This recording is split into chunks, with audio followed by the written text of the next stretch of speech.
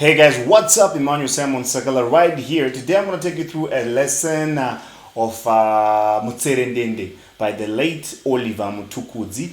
I'm going to try and give you all that I know about the song. I just tried to listen to the song and I tried to create something that is learnable or teachable. I don't know which is the correct word. Saka change chords acho and how you play that song. Hope that you enjoy. So it sounds something like this.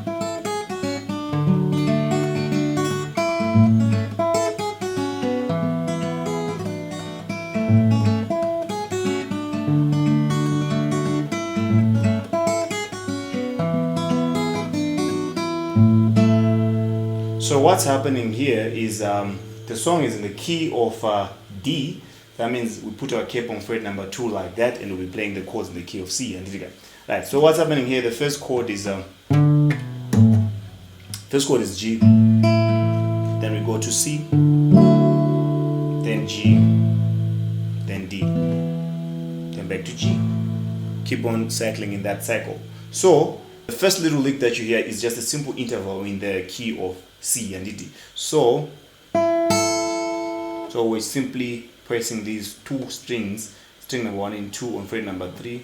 Then we simply jump to that.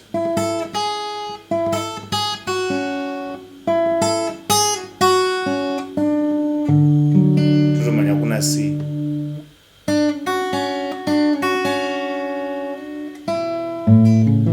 Tutomanya kuna G. Todzokazve.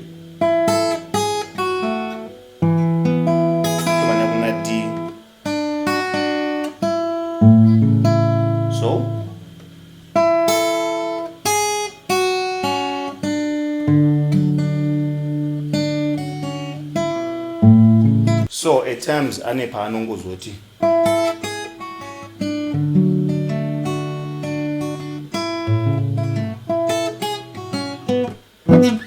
So you can maybe just mute your D to just make it interesting.